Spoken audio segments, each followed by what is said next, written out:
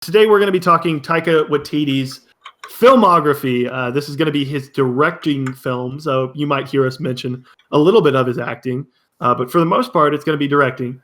And opening things up, we're starting with Eagle versus Shark, a film Blake hasn't seen, which is okay. Theo, you've seen this more recently than I. I'll let you start. So it's funny because I honestly I know when I was talking about it with you, you were saying, oh, it's a movie where the humor comes off so distinctly that you're either on board or not. And I actually completely agree with you. I think it's very quirky. And it reminds me a lot of Napoleon Dynamite type of humor. But I actually really liked it. I thought it feels it feels like it feels like a very distilled version of Taika's humor, and it is a case where the storyline it's like Hunt for the Wilder People, where there is like a very real storyline, and if you like just look at what the story is on paper, it's kind of dramatic. Like it's pretty serious, I would say. Because this is basically like a woman falls in love with a man, and he's kind of got home life troubles, and she's kind of struggling as well. And whereas I thought that in some of his other movies, the drama and the humor don't mix as well for me. In Eagle versus Shark, I think they complement each other wonderfully. So I actually would really recommend Eagle versus Shark to anyone who's like getting into Taika and like really loves, for example, Hunt for the Wilder People or What We Do in the Shadows, where I think the humor is very much in the forefront. I also think you mentioned What We Do in the Shadows, which I think is important because I think Lauren Taylor, writing some of the story here, and then Jermaine Clement being an obvious influence in his own comedic brand, I think do bring something else to Taika's project here. That's not saying they overshadow Taika's directing and writing, but it's clearly just a little bit more different. The one thing I will say is so many people, I watch a lot of average movies. So for instance, I'm looking at IMDb right now, and you see Eagle versus Shark, and it has a 6.8 out of 10, and it has a 55 on Metascore. That doesn't necessarily mean to anyone like, oh, this is a movie I need to watch. But I don't know, for whatever reason, like movies like this, I'm always on board seeing. Me and Theo talked about this off air. In terms of like indie films, every other type of these films like bothers me to no end, but like it works so well for me here, and it doesn't come across like purposefully awkward or anything like that. I don't know. I love the awkwardness and how natural that is portrayed. I love the strange love of the two slowly making a connection with one another. I love the artistry behind it. All of those scenes are very much low budget, but I think they're used in an incredible way, specifically like the stop motion they do with an apple. Like that's not something that it doesn't cost anything, but clearly you have to put a lot of time and effort to make literally even a 15-second scene with that. Like you have to put a lot of energy into. So just to see that like put together here, I really appreciate it. This is actually my favorite Taika Waititi film. Interestingly. Wow. Yeah. I did not expect that. Yeah, I was saving it for the show. So that's really interesting because let me double check, but it is my fourth favorite out of 6, admittedly, but I mean I do like it a lot, and I unfortunately like it a little bit more than Boy, and I like it more than JoJo. So like I think it's a great movie. Are we gonna take that segue to Boy? Boy, yeah. So this is a film Blake has seen. So as mentioned in my video essay I did on Taika, Boy was actually his first project he came up with. He made Eagle versus Shark in between. It took him a while to do this. Blake, what are your thoughts on Boy? This is actually my favorite of his. He creates his own tone here and then uses it across his other films, but I think he hits every note in this film, whereas in some of the others he doesn't hit every one. And I love his acting in this film. I think he could have potentially just been an abusive dad or just made fun of the dad, like he pointed out in, I think, a TED Talk or something. But the dad isn't necessarily the antagonist. Like we can laugh with him and then hate him. I don't know if this makes any sense, but he's just a Yeah, unique. no, I 100% back you on that. That's actually his interview when he first released Boy, and I think that's super important because it almost is like you're looking at this guy and it isn't like we hate you. It's like, dude, get your act together. Yeah. Not in a way you're rooting against him. It's like, hey, why don't you understand this child like loves you and he needs a father right now? And clearly, like this guy never like was supposed to be a father, probably. And he's very immature. And I don't know if you go this far, Blake, but I think this is actually the best use of Taika the actor. Yeah, for sure. No, for sure. Because I think a certain rock monster may be contentious for this. But yeah, no, I totally agree. This is a phenomenal film. I've talked about it a lot. I just think it's very much the heart and soul of Taika sort of announcing himself. I don't think Eagle versus Shark is that same energy because I think there's a lot of different voices behind it, but I still like that more than Boy, but this is very clearly like the essence of Taika. But Theo, what are your thoughts? No, I totally agree with you. And so Boy is a movie that I see and I watch and I go, oh, cool. I know this is like I can tell this is good. This is good stuff, and I'm so glad it exists. And it's very different, and it's a fresh voice. And for whatever reason, I just don't vibe with it as much. But I'm like really happy that it exists, and I also don't dislike it. Like I do like it, and I think that I definitely agree with you. I think that he. It's tough to say if this is. I think this is at least tied for my favorite of Taika's acting because I do like him in What We Do in the Shadows, but I think he's really great in What We Do in the Shadows. You are correct. Phenomenal. And the caveat is that in Boy, it really demands like it's a complex role that he's playing. Whereas I think what We Do in the Shadows is more fun and perhaps a little bit less demanding as a role. Speaking of which, Theo, you're killing it on these segues. If you, that's definitely not on purpose. Well, no, you mentioned What We Do in the Shadows and difficulty behind the role in Boy. I think this is the first thing I'll say with What We Do in the Shadows. This might be my least favorite, and I mean this in a complimentary way, but least favorite of Taika. Yeah. And even more specifically, I think what doesn't work for me here is it's just like a straightforward comedy, and I think it has the least amount of something Taika wants to say sort of subtextually. And I think it's more like a lot of his films I feel like are grand in very small spaces, whereas I think this film is more of a romp. Okay, yep, totally. Yeah, I mean, so I would definitely agree with you. I think I would say this is actually my second favorite. Actually, let me change that. I will say it's my second favorite. But the thing is, I did actually have to think about it, and it took me after I watched it, I was like, man, I really don't know how I feel about it. And it was only like reflecting on it a few days later that I said, oh, I actually really like this, but it's almost less for him specifically as it is. I think it did a really wonderful job conceptually of like bringing in a lot of like, oh, here are these tropes and ideas of vampires and like how would it play out in the modern world. And that could totally be all Taika, like I said. I'm sure he had a huge, he might have been the only screenwriter. I actually forget who screenwrote this. I'm pretty sure Jermaine Clement was also. I think Jermaine was co-director for this as well. Oh, okay. Yeah. So that's the thing is just like, I agree. This is the most like quote unquote hollow, but I really like how they're able to recontextualize vampire tropes in modernity as like, but in a very funny way.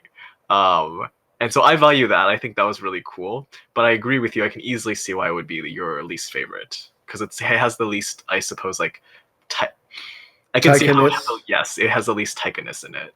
Yeah, Blake, what are your thoughts? It's my least favorite. Well, it was my least favorite, and then Jojo Rabbit came out. But it's really funny, and then it kind of runs out of steam because there's nothing to grab onto emotionally. So yeah, basically what you guys said. You I know, agree with that. honestly, I actually really agree with you, and that was the biggest thing that made me think. That was the biggest thing why I was like, wow, I just watched this and I just don't know how to feel. Because it just sort of like happens and then it sort of ends. And while that worked for me really well in like let's say American Honey, just because that's a recent example of like things happening, it's like played, it's a mockumentary, so it's just there's an emotional distance that's just inherent. And I think that that's not really present in his other movies. His other movies I think are much more emotionally resonant. For sure. Yeah, and Theo, since you were talking about your second favorite Taika film, Oh wow. just by chance, what would be your first? Okay, so I know I said I really don't like Jojo Rabbit, but I think I just did no, I'm just kidding. It's Oh, Hunt for the Wilder People.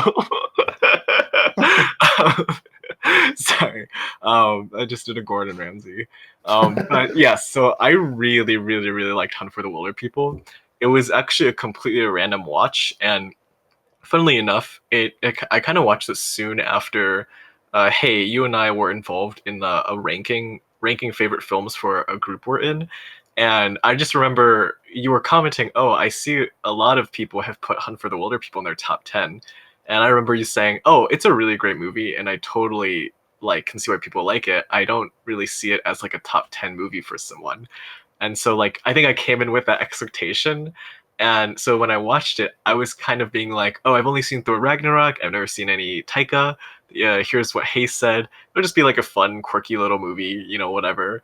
And I watched it with Interesting. a friend of mine, and so I watched it with a friend of mine, and I was absolutely like floored. I thought maybe it was just my expectations going in, but to me, this feels like I love it. I love journey movies, adventure movies, and this one to me was like, okay, cool. Here's an adventure. Here's a journey. It's also coming of age, and it also, I think, his jokes are the best here. I think they really work for me, and I think it really also works with the main character's sort of perspective on life because it is about someone who is in foster care and he kind of moves from home to home, and like the jokes are his humor is very dry and absurd, but I think that like works really well here from the perspective of the main character, where it's just sort of like, oh, everything's so emotionally distant, but like that's probably what the character understands things to be. Like I'm moving from home to home. I was in juvie. I'm just like very emotionally distanced from everything. So like I'm I don't know if that was intentional. It probably wasn't. I probably just like made that up in my head. But for all of those reasons, I really love Hunt. Hunt's probably my favorite. And like, while I think you're right, hey, I don't think it's not my top 10. It's not in my top 50. But I think it totally could be someone's top 10. I really love this movie.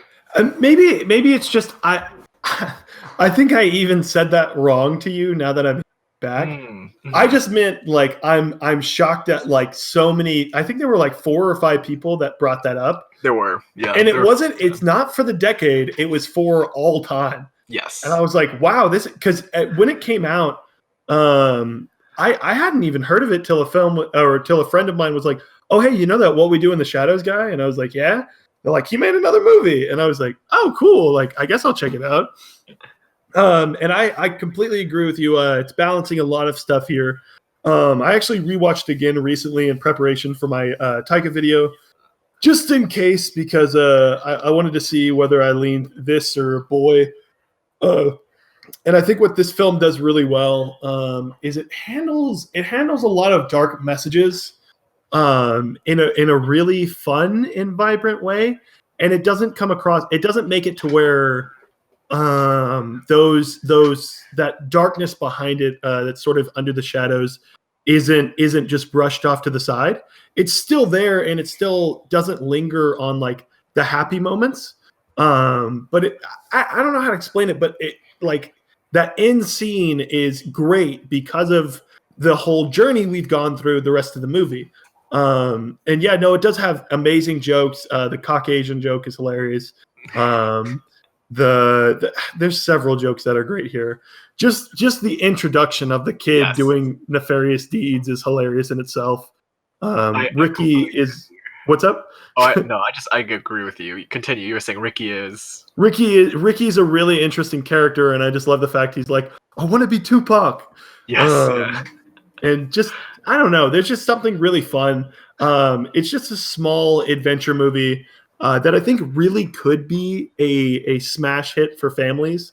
But it's on Hulu right now, but I feel like people don't really talk about it enough. I think that's why, like, part of that was, oh, hey, I feel like not that many people have seen this. How do we have 4 or 5 of these mentioned that are already in the top 10 of all time? But yeah, no, I can see some of it.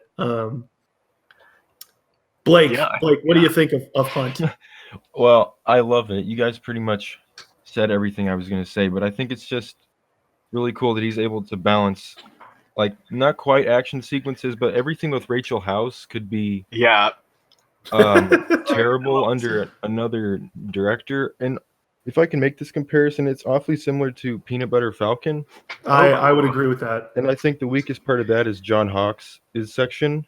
And, like, Rachel House is much better in that role in Taika's world than John Hawkes is in Peanut Butter Falcon. I actually 100% agree, because in Peanut Butter Falcon, it's very different. Those sections are so different tonally, whereas I think the sections that are like that in Hunt for the Wilder People match what's going on and complement the rest of the scenes.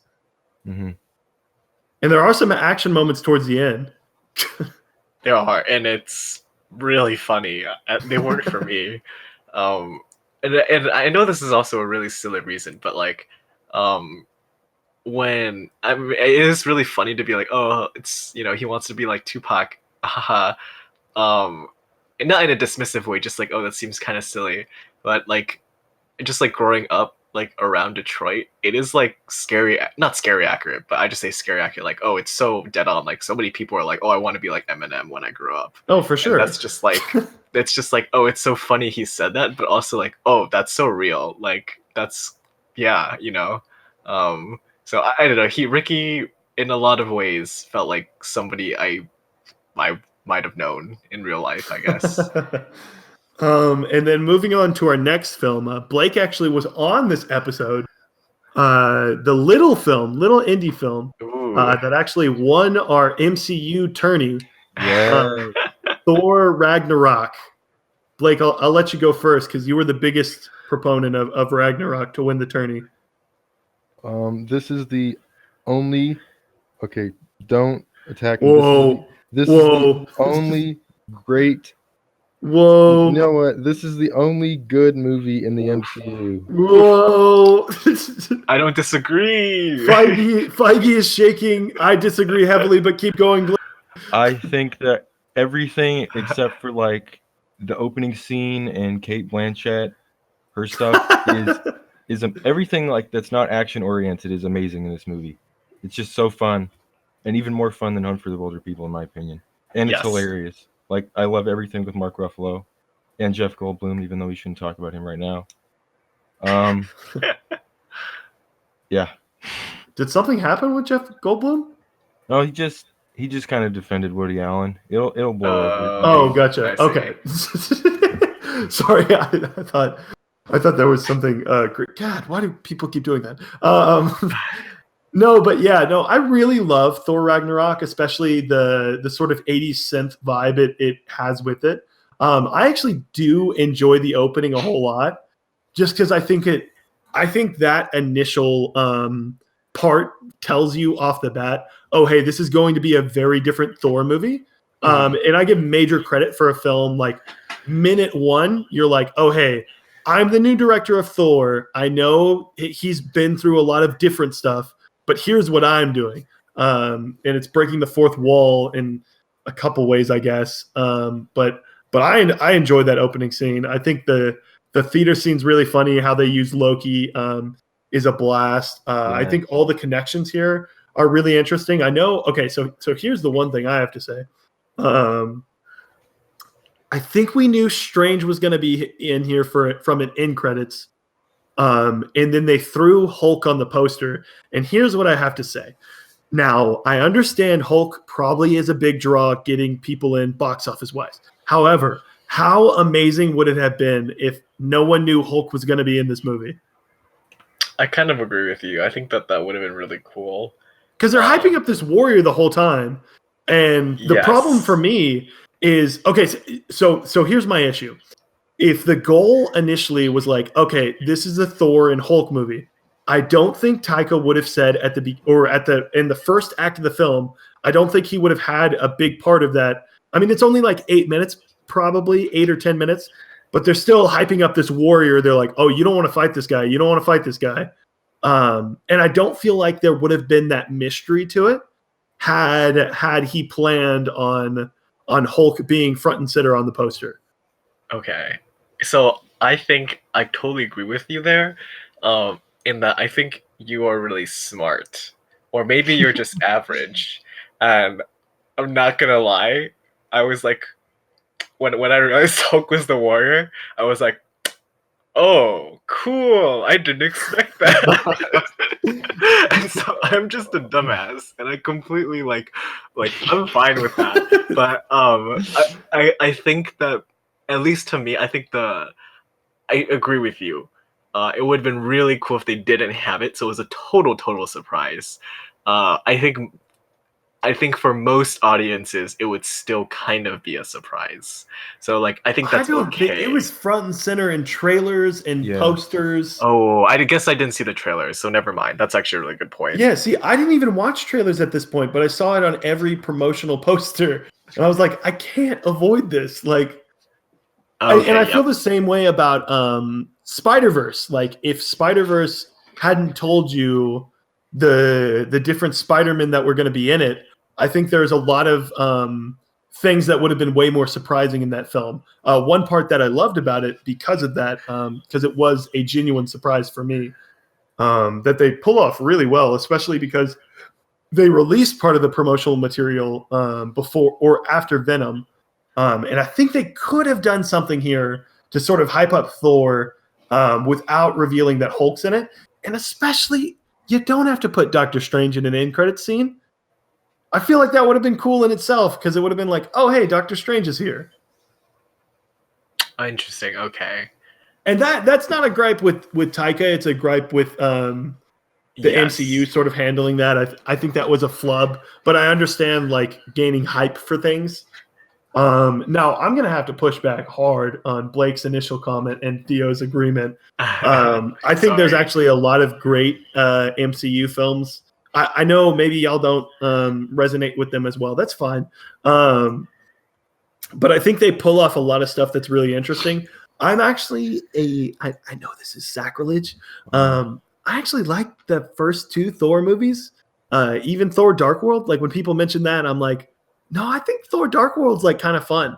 And you know, sort of set up the groundwork for some of the fun stuff we're able to have with Thor and Loki. And I do wonder if Taika was in charge of this trilogy, how different things would have been. I see. If you think that like he had a hand in the earlier ones, you said? Yeah. So 1 and 2 would have been directed by Taika. It definitely would have changed his career, because we probably don't get a What We Do in the Shadows and Hunt for the Wilder People. It's funny because, you know, well, I prefer this timeline where we did get Hunt and What We Do in the Shadows. Like, Thor to me just always felt like an anomaly within the Marvel Cinematic Universe, because, like, Thor Ragnarok was the first movie where I'm like, oh, yeah, so this is, like, what Thor is supposed to be. Like, this is what his movies are supposed to be, right? They're just, like, they're video games. Yeah. And Thor Ragnarok is my favorite MCU movie. I think there are some really good ones, but like, I don't know. I just love seeing movies that play into how ridiculous they are, which is why I seriously. Okay, so Theo was talking about Thor Ragnarok sort of having the feel of the correct superhero film. Sorry, guys, we had technical difficulties. And my retort to that, Theo, is that's actually why I really enjoy Ant-Man 2.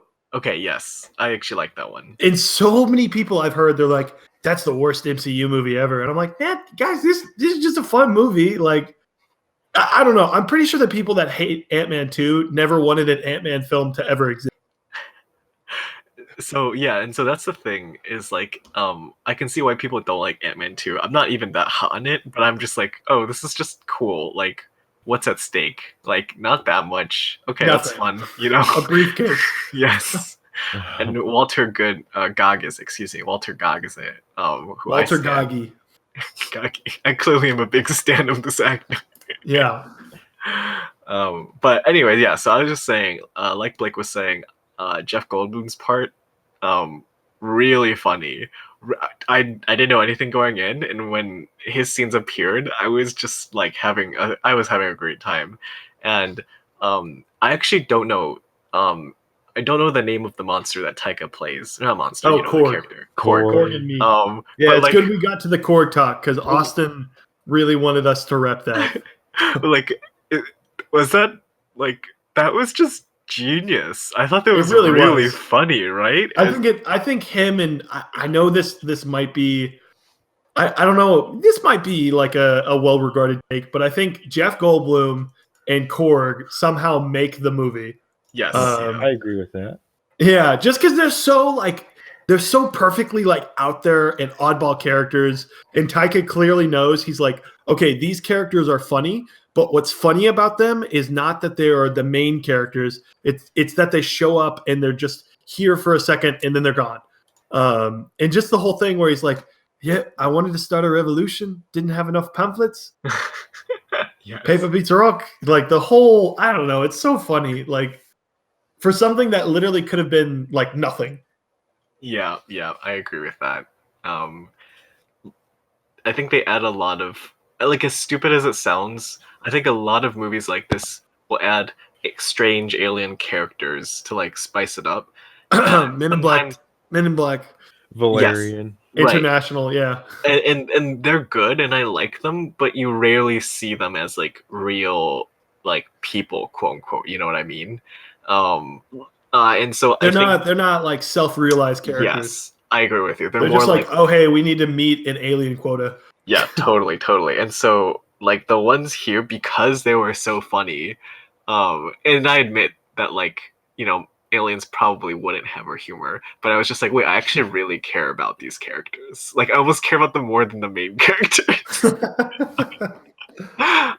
So anyway, also the fact that they call the big void the devil's anus, it's like in a Disney movie, I was like, this is awesome. Like, that's true. Yeah, I agree with that. I definitely agree with that. Which I'm really hoping in the future, they sort of see Taika as like a golden boy, and they're like, okay, we can let him do whatever. Yeah. I think it's really cool that they gave Taika so much creative freedom. At least that's how I feel about Thor Ragnarok compared to the other MCU movies. And I really wouldn't be angry if they gave him, another Marvel movie in the future. Like, if he directed, I actually would be a little bit opposed, just because I want to see him handle more original properties that he's sort of writing himself. I do agree with that. Yeah. Which he's been pretty busy this decade, so obviously he wouldn't. I don't know. He's not just going to do that, I think, but I get what you're saying. He really understands this genre and this world really well in storytelling, especially because I think another thing that like I love, and this is actually something that I need to get into at some point. Thor, power-wise, is very similar to Superman. Oh yeah. In that, like, he's a god. Like, he is so powerful. Like, not that many people can straight up take him down. Obviously, he's not a huge divide as Superman's like the be all end all, like, oh, strongest superhero. And MCU has a lot of more close together in character fighting, so Thor's not that high up. But I think they do a great job here of making him actually struggle with like the problems he's facing, how he fights the Hulk. They really think about the character, not just the fighting style that I was mentioning before, but also, like I mentioned in the video, they add some nice, really needed humility to like a very macho and bravado superhero, that would be the case if you had lost your father, if you had grown up with a brother who'd always been trying to kill you and you still love him and he still loves you, but it's complicated, and you lost your mother and now your sister who you didn't know, like, is coming out to kill you and take over like your homeland. I just think like that could have been over dramatized. And I think it actually worked really well as a vehicle for Thor to be like, I don't know if I'm going to be able to handle all of it, which I liked. Yeah, it could have been like very overly dramatized and like suffer because of that. And, you know, thankfully it didn't. So, And we only have JoJo left. Which if you want to check out our JoJo review with spoilers, it's on a YouTube channel right now, both the review and spoilers, separate videos. I think that's going to wrap it up for the week. I know obviously Blake hasn't talked JoJo thoughts. Do you want to give a quick thing about JoJo if you want, Blake? It was a very grating movie. I feel so bad. It just didn't feel like he made it. I don't even know. I can see part of that. It felt manufactured. It felt repetitive. It was really boring. And Scarlett Johansson, there were a few scenes in there. I didn't think she was bad through the whole thing, but I haven't cringed harder this entire year than in a couple of scenes that she had. I can definitely see a couple of those things in JoJo. I walked away enjoying it for the most part, but I could definitely see that take, especially with things sort of being repetitive. Now I think there's almost a repetition that is showing growth in the main character, but I get where your point negativeness with that lie. That's true, but after a certain point, you know what literally every scene, like, you know, this, he's going to do this, and then he's going to go back, and then he's going to do this, and then he goes back. And it happens like 6 times. And also, he loses his tone. Like, his signature comedic drama tone isn't really in there. It tries too hard to be, it's not dark, but, you know, it's trying too hard to be Oscar baity, I guess, instead of his normal dramatic senses. Yeah, no, I can understand that take. And that's gonna wrap it up for the Taika talk. We're gonna get into recommends for the week. Things we've been watching, things we've been consuming, whether it be movies, art, video games, TV, just random. If you want to recommend detergent, go for it. Blake, Theo, do you guys have recommends, or do I need to go first? Let's go with Hey, and then Blake, and then me. Oh, Theo self-choosing himself to be last. That's fine. So yeah, I'm actually going to turn of heel. I think WWE. I don't know. I don't know why I'm going with a wrestling turn. Anyway, I'm actually surprisingly going to be recommending something that's TV. As I've said a bunch of times, I'm famously hashtag team movies, anti-TV. Which is a separate debate in itself that we can get into at another time. But I'm actually going to recommend Rick and Morty season 4. Yeah, I had a lot of fun with. What is that out? Is that legitimately out? Episode 1 already aired, and by the time season or episode 2 will have aired, I'm actually watching that tonight.